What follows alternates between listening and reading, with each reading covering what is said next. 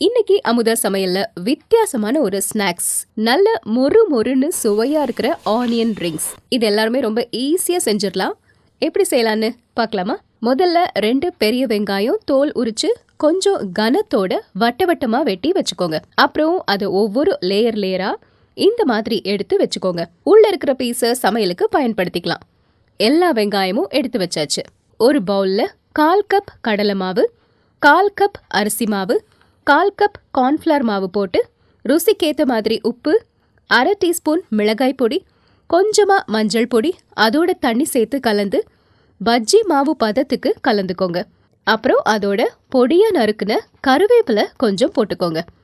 4 bread எடுத்து mixie ஜாரில் பொடிச்சு அதையும் வச்சுக்கோங்க. நாம நறுக்குன வெங்காயத்தை கலந்து வச்ச மாவுல 2 பக்கமும் டிப் பண்ணி பிரெட் கிரம்ஸ்ல பெரட்டி எடுத்து பிளேட்ல வச்சுக்கோங்க. எல்லா வெங்காயமும் மாவுல போட்டு எடுத்து வச்சாச்சு. இனி பொரிச்சு எடுக்க வேண்டியதுதான்.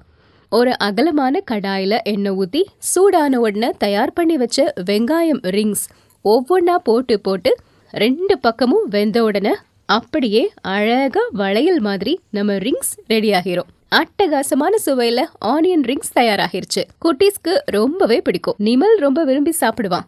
அவனுக்கு கொடுத்து ரியாக்ஷன் என்னங்கறத பார்க்கலாமா? எனக்கா?